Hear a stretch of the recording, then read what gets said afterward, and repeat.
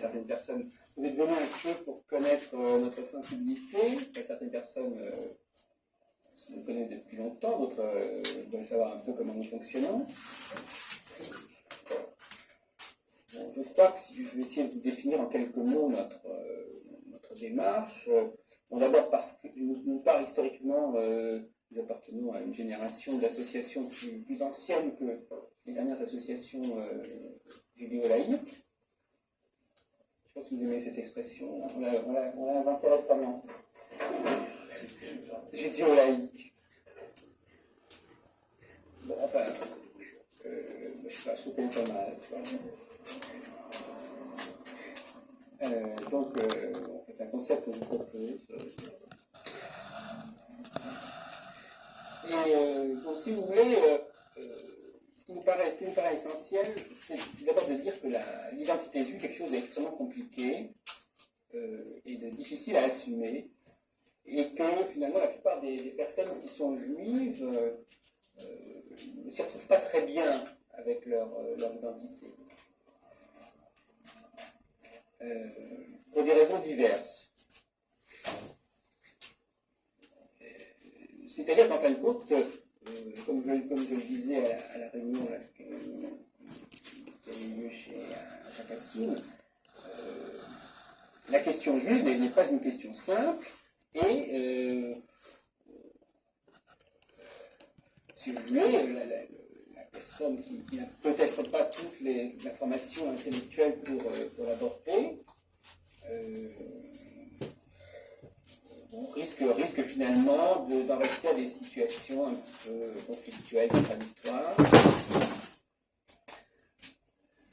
Et notamment, si vous voulez, un des problèmes qui nous préoccupe le plus, c'est le problème de la liberté de parole par rapport à la question juive dans les milieux juifs. Nous voudrions essayer de créer des espaces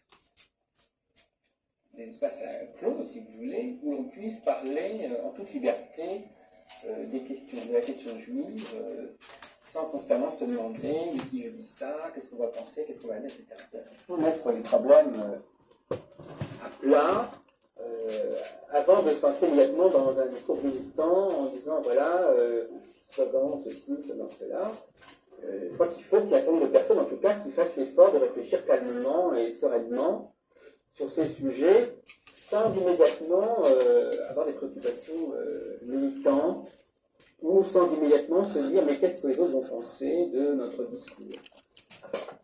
Je pense que c'est en dédramatisant un certain nombre de notions que l'on pourra probablement faire avancer la question. Donc le CERIJ, une sorte se veut un lieu d'expression libre sur la question juive, pour les juifs essentiellement.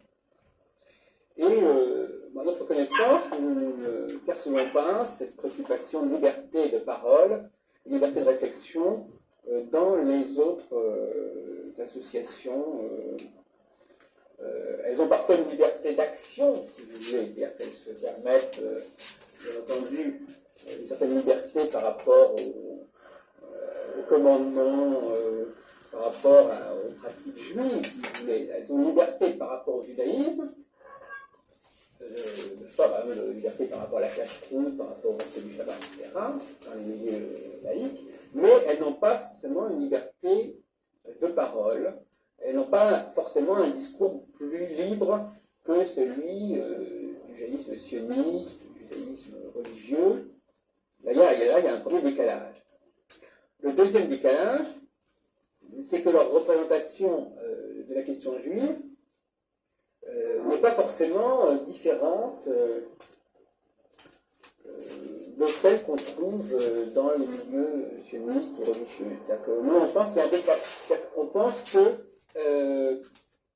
la représentation qu'ont les juifs de leur histoire est à revoir. Il faut avoir un nouveau regard sur l'histoire du peuple juif. On ne peut pas être en diaspora et porter un discours historique sur l'histoire du peuple juif qui serait celui d'un discours qui serait plus approprié pour des personnes qui seraient en Israël, par exemple.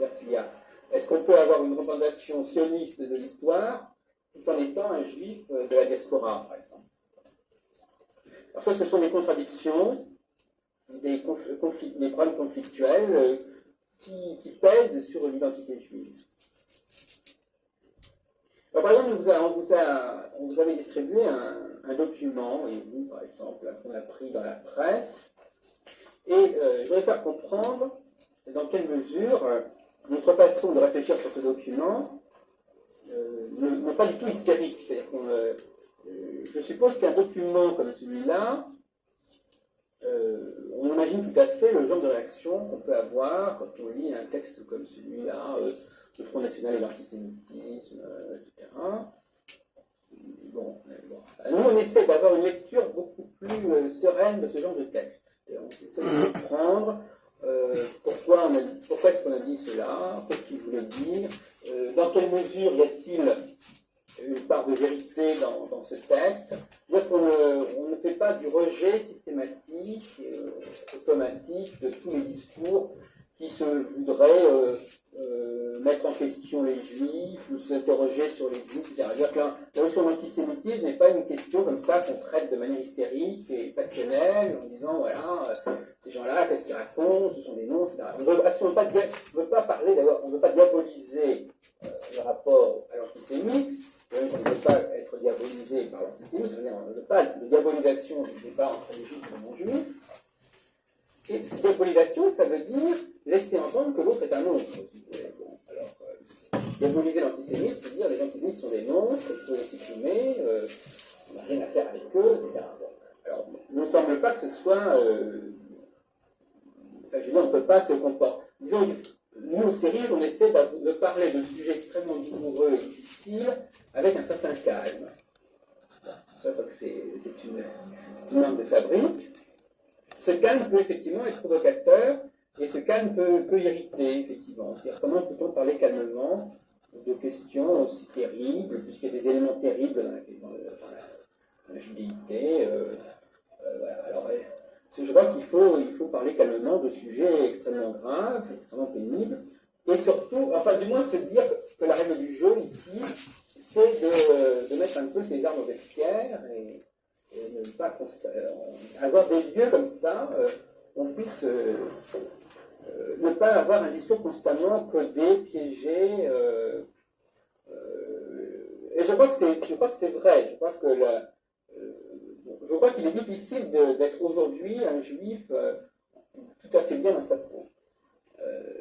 C'est-à-dire et quelqu'un qui a un discours passionnel sur tout ce qui l'entoure n'est pas bien dans sa peau. C'est-à-dire, quel que soit son... Bon, il y a des comportements qui, visiblement, quelqu'un qui a un discours qui est en contradiction avec ce qu'il fait, n'est pas bien dans sa peau. Il y a tout un ensemble de faits, d'observations objectives qui font que, quelque part, quel que soit ce que la personne peut dire sur elle-même, quelque part, ça coince, on a l'impression quand même que... Bon, elle a peut-être trouvé un équilibre, mais un équilibre, on aimerait bien savoir exactement comment il est vécu en profondeur. Donc, comme disait mon ami Benso, de manière un peu peut-être excessive, il disait, je crois dans un article, il disait que l'équilibre, enfin je veux dire, l'identité juive, la judéité, pose des problèmes d'équilibre psychique. Je veux dire que c'est pas une situation extrêmement simple, et notamment au niveau de la transmission aux enfants de l'identité juive, puisque finalement, une des grandes questions, je crois, qui intéresse les juifs laïcs, c'est le point de la transmission, qu'est-ce qu'on va dire aux enfants, etc. Alors là, effectivement, quelle image du juif transmettre, je ne parle pas des pratiques, hein, c'est un autre problème, mais quelle image du juif transmettre aux générations suivantes, qu'est-ce que vous dites à un jeune enfant sur ce qu'est un juif, etc. Il ne me semble pas que vous mettez dans sa tête des choses qui soient forcément très, très faciles à digérer, à assimiler. Alors, c'est quand même un problème, je veux dire, parce que l'identité est nourrie par tout un ensemble de discours que la personne se voit proposer. Bon, si ces discours sont eux-mêmes anxiogènes, sont des discours qui génèrent des situations extrêmement difficiles à assumer, donc, si vous voulez, la transmission de l'identité juive, la transmission de ce qu'est un juif à ses enfants, est une très grave responsabilité. Et donc, on ne peut pas quand même assez inquiétant de vouloir mettre dans la tête des enfants des... Alors, vous allez dire, au nom de la vérité, bien sûr, au nom de la vérité, on est bien obligé de dire les choses comme elles sont. Alors ça, c'est une expression qui n'a pas pour nous beaucoup de sens. Quels sont les... Est-ce qu'il y a vraiment des faits absolus et dont la lecture ne pose pas de problème dans l'histoire juive? Pas certain. Au nom de cette vérité historique, qu'est-ce que la vérité historique concernant le peuple juif? En quoi cette vérité historique s'impose aux juifs de façon absolue